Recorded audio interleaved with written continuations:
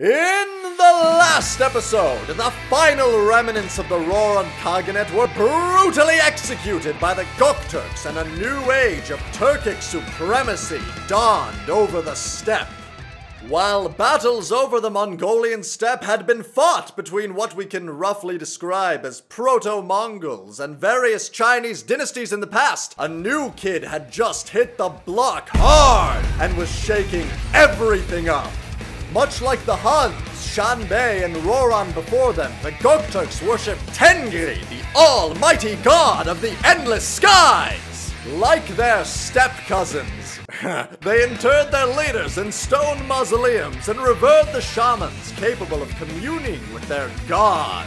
However, this is where the similarities cease, linguistically, ethnically, and culturally distinct from the nomadic warriors who had ruled the steppes before them. The new Turkic presence was an unfamiliar threat to the Chinese, and the fallen bodies of the Rouran were soon buried under the battlefronts of a new war. The steppe would be held by 3 successive Turkic powers over the first turbulent century of this new regime, briefly being seized back by China before coming under the control of the Uyghurs, a new Turkic power who managed to stabilize the region and build a prosperous empire. The Uyghurs, however, went the way of all of the steppe nomads who had preceded them. Weakened by infighting and betrayal, they would throw themselves again and again against the reigning Tang dynasty of China, eventually breaking into splinter groups and dissolving their empire. The Uyghurs were no pushovers in battle, however, and their repeated assaults helped drag an already overburdened Tang down, leaving both the steppe and China with a power vacuum. And dear God, does nature abhor a vacuum? Through centuries of humiliation, oppression, and obscurity, the Proto-Mongolian people of the steppe had been sharpening their blades and training their bodies into iron-muscled machines of decimation. Now, they were emerging from the grasses and shadows, poised to push the pretenders from their ancestral homeland and retake the steppe for themselves. These were the Khitan, and they were no newcomers to this land.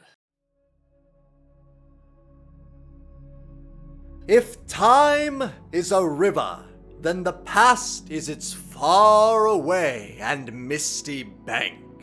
As you travel further down this river, the mists grow thicker, obscuring one's sight until one cannot spot their own nose before them. From these mists, great wraiths rear up, legendary figures from the deep past, so laden with story and ritual that they take on a life far beyond that of the men and women they are based on. One of these titans of the mist is Shen Ren. Shen Ren was not a man like you or I, but a heavenly man, such as not been seen since the old days. At the union of the rivers of Mongolia and Manchuria, he embraced Tianu, the heavenly woman, and from their union rose 8 sons. Each of these sons would father a tribe, and many, many years later, these 8 tribes would grow to be known as the Khitan. The Khitan were a distinct group within the Hunnic Confederacy that survived the collapse of their wider regime and resisted Xianbei and Rouran assimilation. Made up of 8 distinct tribes that competed and interacted with each other, they blended traditional nomadic life with seasonal agriculture to procure a steady food source, and were deadly in battle. Although unremarkable warriors on foot, they were unstoppable when mounted, capable of riddling their foes with powerful arrows even while in full gallop. This centaur-like equestrian genius allowed them to hold on to their own identity even as the steppe was being ravaged by Turkic invaders, and now it would be the key to a grand reconquest of their homeland. The Khitan arose from every nook and cranny of the steppes, sweeping away the fractured remains of the Uyghurs and Tang, and quickly amassing enough territory to far overshadow the Shanbei and Roran before them, ruling over all of Mongolia, Manchuria, and even extending into swaths of China. When the chieftain of the ascendant Yelu clan took control over the other 7, the Khitan Empire was born in earnest. This man was named Alboji, but after his death he would be known as Emperor Taizu, the great progenitor of the Khitan. An astute economic mind, conversationalist, and brutal warlord, Alboji brought the Khitan together, even as he shattered the traditions of their past. Since their inception, the Khitan had elected their leadership. The most powerful and wealthy head of house in a tribe would be elevated by his peers to rule, and families would supplant each other as their power waxed and waned. Alboji had been elected in this fashion, and there was no doubt as to his power. Forget grating cheese on his abs. Every inch of this man could have effectively been used as a belt sander. Primary sources claim he was 9 chi tall, between 6'9" and 7 feet. He was murph as hell, used to being obeyed, and sick of elections. Early in his reign, he declared himself Celestial Emperor in the Chinese style, and executed everyone who opposed that decision. This was such a departure from traditional nomadic values that 2 administrations needed to be set up, the southern administration ruling over Chinese territory and a northern administration to oversee steppe affairs, in which Alboji's rule was tempered with older nomadic law. This duality would come to define the Khitan, who blended Proto-Mongol Chinese and even little Turkic culture into an empire that surpassed the wealth and beauty of their predecessors, and to this day remains unique in all of history. Unlike the Chinese dynasties, whose unique access to the Silk Road had rendered them one of the key trading empires of the world, but who had viewed commerce as beneath them, the Khitan embraced their roles as merchant princes to a stunning effect.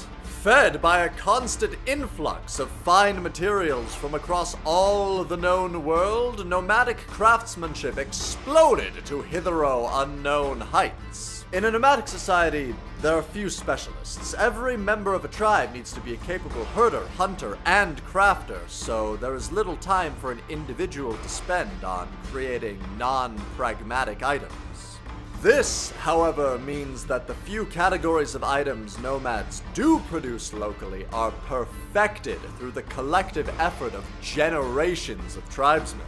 Now, with access to all the world's materials, the Khitan crafted and sold magnificent weaponry a cut above anything produced by their neighbors. The Ild scimitar being, in my opinion, the king of these weapons and the most beautiful sword in the world. Magnificent black and gold silkwork and fine tools and utensils also flowed out of the empire, and heavy weights of silver flowed in. Rich and revered, the Khitan used their new funds to further improve their distinct style of combat, developing shockingly effective heavy cavalry and further perfecting their signature bows. Unlike their predecessors, the Khitan never abandoned their nomadic roots, with even the aristocracy having no fixed home, opting to travel from city to city throughout the year to personally lead their people, sleeping in tents in true nomadic fashion along the way. Despite the greater adoption of Chinese traditions in the southern capital of Nanjing, later to become Beijing, the north was still firmly ruled by tribal law, and even the emperor lived as a nomad among his northern subjects. The Khitan carried the legacy of the Huns, Shanbei, and Roran in every regard, and that included their attitude towards China. When the Chinese managed to scramble enough territory together to reinstate themselves as a sovereign power under the Song dynasty, they came to the Khitan to politely ask for them to get off their land. The Khitan immediately turned them upside down and started shaking them for their proverbial lunch money. They demanded 8,000 pounds of silver and 200,000 bolts of silk per year as tribute, and made the Chinese swear to build no walls between the two nations.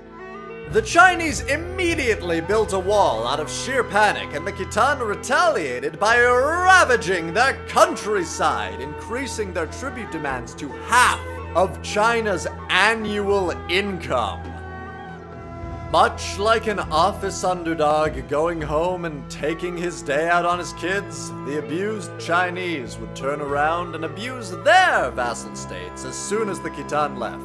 They needed to get that bribe money somewhere, after all. So who were the Chinese shaking down? It's Korea! Under the Koryo Empire, the Koreans had themselves a tidy little state that paid tribute to their larger neighbors in return for the autonomy to create cool mushroom buildings in peace.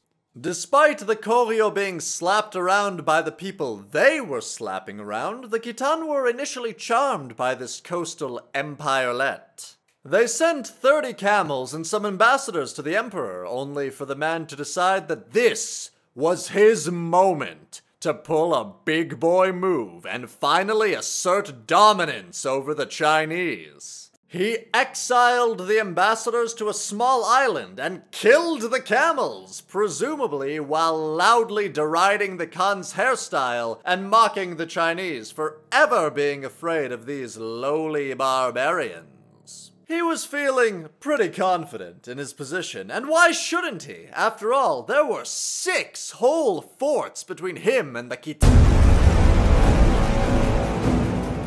After the terror that ensued, the Koryo quickly shifted their tribute from China to the Khitan. Conflict would periodically flare between the empires, but for the moment, the Koreans had been subjugated. During the wars and upheavals that had constituted their rise, the Khitan's dual administration had been vital to keeping the disparate halves of the nation together. There had always been tension between the two administrations, but ungodly amounts of money did a good deal to soothe it. Whenever that wasn't enough, Emperor Aoboji had always been able to step in and quiet things down through sheer force of character. But by the time the whole business with the Koreans happened, Aoboji had been dead for 100 years, and his descendants grew smaller and weaker with every generation. They began to congregate around the southern capital and mimicked the Chinese court to greater degrees. They even decided to import some of the less tasteful elements of the Chinese imperial system, like deep-set political corruption and pretty young boys with no balls. As the northern Khitan watched this absolute heresy unfold, they loudly started reminiscing of the good old days where the buffest guy in the village got to be in charge, and a whole herd of hot-blooded beef boys began to dream about the imperial throne. Soon, the entire empire fell to strife. Even as their infighting worsened, the Khitan found time to go slap around their neighbors, including the Jurchens, an ethnically distinct group of pastoralists who shared a border with the empire. The Jurchens really loved guests and would turn away no strangers from their homes.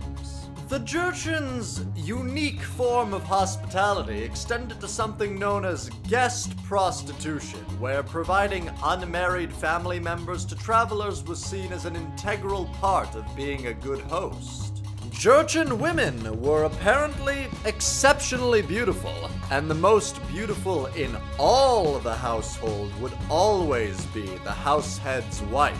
Although the Jurchen had no problem with their younger, unmarried female relatives fraternizing with travelers or visiting dignitaries, the wife was strictly taboo. But this did not stop the Khitan, who saw a beautiful woman and just went for it, completely violating the trust of their neighbors and making an enemy of the entire Jurchen nation. In a remarkably short amount of time, they mobilized a massive force and began marching on their larger neighbors.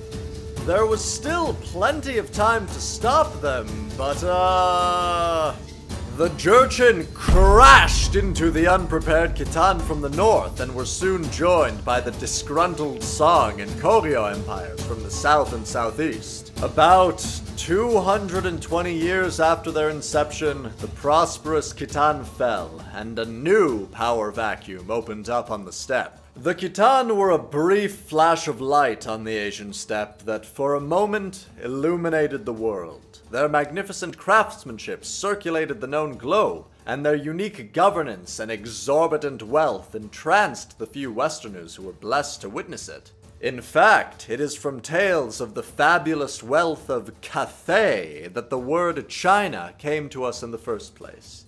The Khitan had great potential, shaking off the hereditary weaknesses of their predecessors and managing to rule the land without losing their nomadic roots. But in the end, they were lured by the decadence of their imperial neighbors and lost their grip on power. Perhaps, if they had held true to their founding ideals, they would have been able to truly shake the globe, but it seems the world just wasn't ready for a focused and united Mongolian empire.